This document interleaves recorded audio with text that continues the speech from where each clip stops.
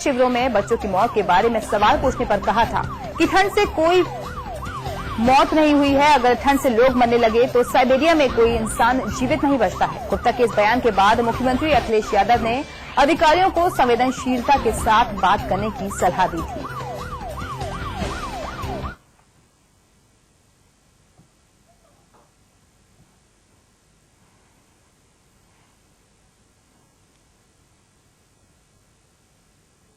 जीवन मरण ये तो लगा हुआ है। लोग महल में भी मरते हैं, जहाँ सारी सुविधाएं महलों में होती है वहां भी मौतें होती है। तो जो आदमी टेंट में है, जो आदमी कैंपों में है, वहां तो सही है कि भाई घटनाएं हो जाएंगी और हुई हैं। हम लोग इसके लिए दुखी हैं। जीवन मरण ये तो लगा हुआ है। लोग महल में भी मरते हैं, जहाँ सारी सुविधाएं महलों में होती है वहां भी मौतें होती है। तो जो आदमी टेंट में है, जो आदमी कैंपों में है, वहां तो सही है कि भाई घटनाएं हो जाएंगी और हुई हैं। हम लोग इसके लिए दुखी हैं। जीवन मरण ये तो लगा हुआ है। लोग महल में भी मरते हैं, जहाँ सारी सुविधाएं महलों में होती है वहां भी मौतें होती है। तो जो आदमी टेंट में है, जो आदमी कैंपों में है, वहां तो सही है कि भाई घटनाएं हो जाएंगी और हुई हैं। हम लोग इसके लिए दुखी हैं। श्री नारद का बयान मुजफ्फरनगर में हो रहे जो मौतें हैं उस पर अब संवेदनशील है, निंदनीय है और बहुत ही आपत्तिजनक है। मैं समझती हूँ कि एक मंत्री के मुख से इस तरह की भाषा, एक त्रासदी के बारे में पूरे समाज को नापसंद आई है और उनकी व्यापक रूप से निंदा हो रही है। मैं समझती हूँ कि उनको इस्तीफा दे देना चाहिए। एक सरकार में बैठे हुए मंत्री द्वारा ऐसा बयान मैं पूरे शासन को, प्रशासन को शर्मनाक करता है। हम इसकी घोर निंदा करते हैं। हमें कोई हैरत नहीं है इस बयान के ऊपर। उसकी वजह यह है कि जब मुखिया ही उल्टे सीधे बयान दें, जब चीफ मिनिस्टर ही उल्टे सीधे बयान दें, जब उनका सेक्रेटरी ही उल्टे सीधे बयान दे, तो ये तो बेचारा फिर भी मिनिस्टर है। वैसे कि इन लोगों को इंसान की जान की कोई वैल्यू नहीं है। मैं समझता हूं कि इन तमाम चीजों का इनको बहुत सख्त खुमियाजा भुगतना पड़ेगा। और इस वक्त हमारे साथ बीजेपी के प्रदेश प्रवक्ता अशोक पांडे जी जुड़ गए हैं। अशोक पांडे जी, बहुत बहुत स्वागत है आपका समाचार प्लस में। जी प्रणाम जी, प्रणाम जी। अशोक जी, जो यूपी के खेल मंत्री हैं नारद राय, उनकी तरफ से एक बयान आया है। मुजफ्फरनगर दंगे में जो लोगों की मौत हुई है उस पर उन्होंने एक बयान दिया है। आपकी प्रतिक्रिया उस पर? जी, हमने पढ़ा था पूरी की पूरी उत्तर प्रदेश की जो समाजवादी पार्टी है वो पागलपन की शिकार हो गई है। जी, जिस तरह से दंगे में लोग मर रहे हैं, दूसरे तरफ नाच देखा जा रहा है 300 करोड़ रुपए लगाकर, और फिर जब सवाल पूछा जा रहा है तो पत्रकारों को मारने पीटने की धमकी, चैनल बंद करना, उसी सत्ता के खेल का एक अंग है ये खेल मंत्री। ये भी पागलपन के शिकार है। इनके अंदर मानवीय संवेदनाएं खत्म हो गई है। इन्हें खाली हर जगह वोट मिलता है। मुझे लगता है कि एक पल भी समाजवादी पार्टी को सत्ता में रहने का हक नहीं है। जी। अशोक पांडे जी, आपको ये नहीं लगता कि ये वक्त राजनीति छोड़कर ऊपर उठने का है? चाहे बीजेपी हो, कांग्रेस हो या कोई भी पार्टी हो, लोगों को सुविधाएं पहुंचाने की जरूरत है इस वक्त? निश्चित तौर पे मेरा ये मानना है कि राजनीति और धर्म से बड़ा राष्ट्र है और मुझसे बड़ा मानवता है। और मानवीयता की जब उपेक्षा होगी तो निश्चित तौर से आम आदमी नहीं कहा जा सकता इन नेताओं को। इस तरह के बयान देके समाजवादी पार्टी के लोगों को निश्चित तौर से इस देश की जनता निश्चित तौर से उनसे नफरत करने लगेगी। इसमें कोई दो राय नहीं है। जी। अशोक पांडे जी, इस बयान के आने के बाद क्या ये माना जाए कि सरकार का अपने मंत्रियों, अपने अधिकारियों पर ही लगाम रहा है? क्योंकि इससे पहले भी लगातार विवाद भरे बयान सामने आते रहे। इससे पहले के गुप्ता जी ने बोला था, उसके बाद जो प्रदेश के मुखिया हैं, जो सपा सुप्रीमो है मुलायम सिंह यादव, उन्होंने तक कहा था कि साजिश करता रह रहे हैं वहां पर, दंगा पीड़ित नहीं। आज मुलायम सिंह जी का बयान भी पागलपन भरा था। उन्होंने कहा था कि जो दंगा पीड़ितों का शिविर लगा है उसमें कांग्रेस और भारतीय जनता पार्टी के लोग हैं। निश्चित तौर से मैं बार बार कह रहा हूँ कि ये लोग मानसिक दिवालियापन और पागलपन के शिकार हैं और इनका मंत्रियों कोई पकड़ नहीं है। मुलायम सिंह जी ने एक दिन बयान दे दिया था कि उत्तर प्रदेश के सरकार के मंत्री अय्याशी में मस्त है। ये मैं नहीं, अडवाणी जी कह रहे हैं। अडवाणी जी झूठ नहीं बोलते। जी। अशोक पांडे जी, लेकिन अक्सर ये देखा जाता है कि ये माना जाए कि जबान फिसल जाती है या फिर जानबूझकर इस तरीके की बात कही जाती है जो जी जबान फिसल जाती है। समाजवादी पार्टी के लोगों की जबान फिसलती नहीं, वो जानबूझ के कोई ऐसा काम करते हैं जिसका कोई न कोई मायने होता है। मैं आपको बता दूं कि जिस तरह से अखिलेश यादव भड़के थे पत्रकारों के ऊपर, क्या उनकी जबान फिसली थी? मुलायम सिंह यादव के मंत्री अनलगढ़ भाषण कर रहे हैं, जबान फिसली थी? जो सबसे बड़ा गुंडा है उसको उत्तर प्रदेश का कारागार मंत्री बना के क्या जबान फिसलना कहा जाएगा? ये सीधी मतलब है। एसपी का मतलब है सत्ता पाओ, फिर एसपी का मतलब है सबको पीटो और इस तरह का अनर्गल बयान दो। जी चलिए, बहुत बहुत शुक्रिया आपका अशोक पांडे जी हमारे साथ जुड़ने के लिए। और इस वक्त हमारे साथ सपा नेता अशोक देव जी भी जुड़ गए हैं। अशोक जी बहुत बहुत स्वागत है आपका समाचार प्लस में। जी धन्यवाद। अशोक देव जी, आपकी ही पार्टी के एक मंत्री ने बयान दिया है, खेल मंत्री नारद राय ने एक बयान दिया है दंगा प्रभावितों के ऊपर, आपकी प्रतिक्रिया उस पर? देखिए, जहां तक दंगा प्रभावितों की बात है तो आप देख रहे हैं कि माननीय मुख्यमंत्री जी को लेकर के चिंतित हैं। जो भी प्रभावित हैं उनके लिए मकान से लेकर आवास, नौकरी सभी दिलाई जा रही है, व्यवस्था दिलाई जा रही है। जी जो लोग वहां पर हैं, वो पहले भी कहा गया था कि कुछ लोग बाहरी लोग हैं, तो विकास से ज्यादा परेशानी हो रही है उत्तर प्रदेश की, इसलिए वो जो दुष्प्रचार करने में लगे हुए हैं। आप जानती हैं कि 1.5 साल में जितना उत्तर प्रदेश में विकास हुआ आजादी के बाद से किसी प्रदेश में नहीं हुआ। और इसी विकास को लेकर के मुख्यमंत्री जी के कामों को, नेताजी के विचारों को लेकर के प्रदेश में जो है हकार मचा हुआ है। विपक्ष लोग परेशान हो गए हैं और वही बदनाम करने की कोशिश कर रहे हैं। आप कल देखी होंगी कि झांसी में मीटिंग हुआ है, कितनी भीड़ जनता आई हुई थी। 1800 करोड़ का वहां पर जो है योजनाओं का शुभारंभ और कल्याण हुआ है, उसको तो कोई नहीं देख रहा है। इसलिए वो परेशान हो गए हैं कि उत्तर प्रदेश में जनता केवल समाजवादी पार्टी का नाम ले रही है और किसी का नाम चल ही नहीं रहा है। और आज देश में भी देखिए, आने वाले समय में देश की जनता भी समाजवादी पार्टी की तरफ देख रही है, बड़े आशा के साथ देख रही है। और माननीय मुख्यमंत्री जी जिस तरह से विकास कर रहे हैं, पूरे जो है प्रदेश की जनता उनको जो है अपने सर पर बिठा रखी है। जी अशोक देव जी, लेकिन जिस तरीके से ये जो बयान आया है, क्या वो संवेदनहीनता नहीं दर्शाता है? नहीं, देखिए, जहां तक बात है उसमें अब तो जांच का विषय है कि कितने बच्चे का हुए, क्योंकि जिस तरह से बढ़ा चढ़ा कहा जा रहा है उतनी मृत्यु नहीं हुई है।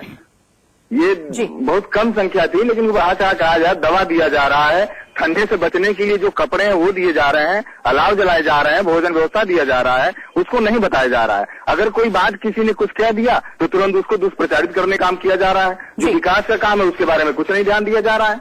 लेकिन आम जनता जानती है कि उत्तर प्रदेश में कितना विकास हो रहा है। जी चलिए, बहुत बहुत शुक्रिया आपका अशोक देव जी हमारे साथ जुड़ने के लिए। और अब बढ़ते हैं आगे। कांग्रेस उपाध्यक्ष राहुल गांधी को उन्हीं के गढ़ अमेठी में घेरने में जुटी आम आदमी पार्टी के कुमार विश्वास की आज अमेठी में रैली है। रैली से पूर्व उन्होंने लखनऊ में कहा है कि वो भ्रष्टाचार के खिलाफ लड़ रहे हैं। उन्होंने राहुल गांधी पर हमला बोलते हुए कहा है कि वो राहुल गांधी की तरह 500 करोड़ रुपए नहीं खर्च करेंगे। उन्होंने कहा है कि लोकसभा चुनाव के प्रचार के लिए उन्होंने धन की आवश्यकता नहीं है।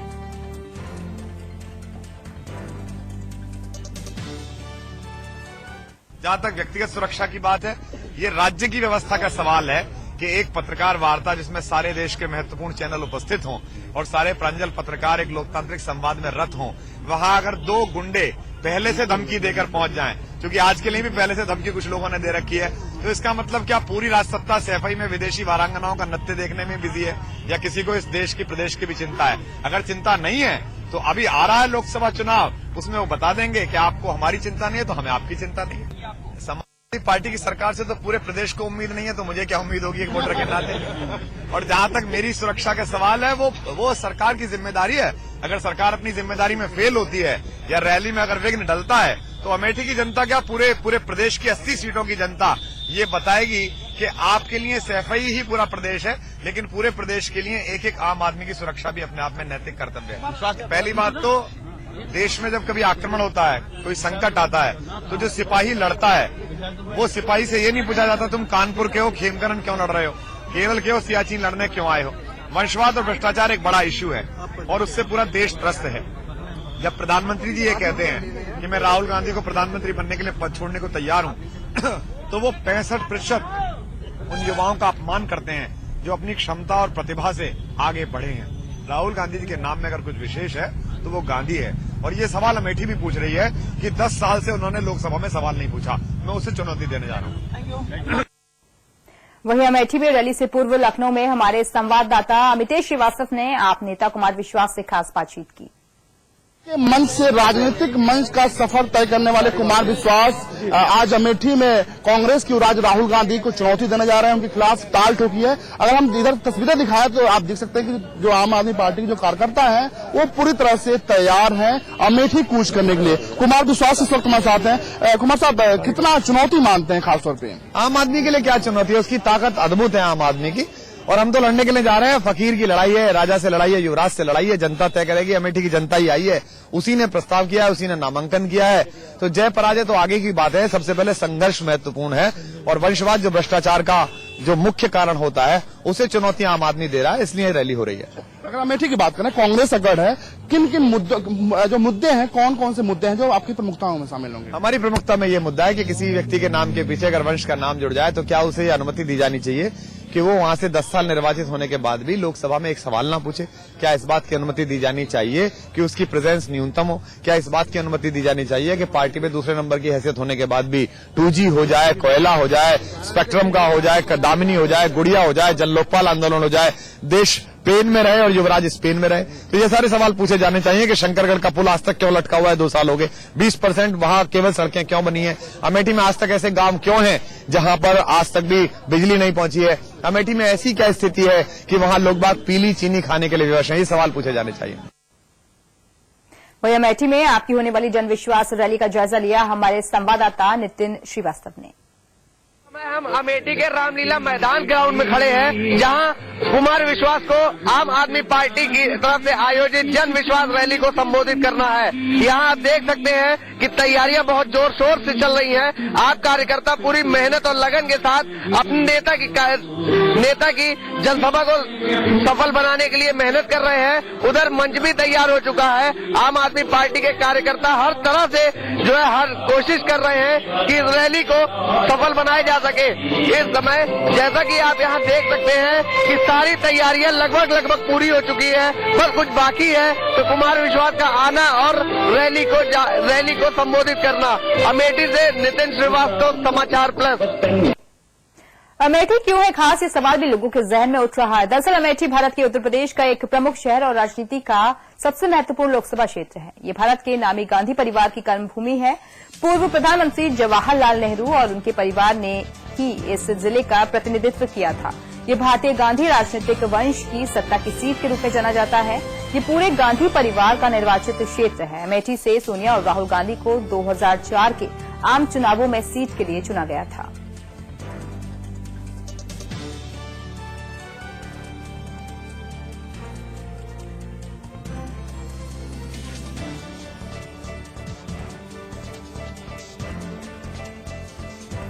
तो आपको बता दें कि राहुल गांधी के गढ़ में ही आज आपके नेता कुमार विश्वास उनको चुनौती देने जा रहे हैं। जन विश्वास रैली होने जा रही है और कहीं न कहीं जो मेन एजेंडा है इस रैली का वो यही है कि यहां से वंशवाद और भ्रष्टाचार को खत्म करना। तो उत्तर प्रदेश का 72वां जिला है अमेठी और माना जाता है कि वर्षों से ये कांग्रेस का गढ़ रहा है, लेकिन अब आपके नेता कुमार विश्वास आज यहां पर चुनावी ताल ठोकने जा रहे हैं। तो कांग्रेस के युवराज के सामने एक बड़ी चुनौती पेश कर रहे हैं कुमार विश्वास। आज एक भव्य रैली होने जा रही है अमेठी में। वहीं इस रैली को लेकर तमाम जो तैयारियां हैं वो भी पूरी हो चुकी हैं।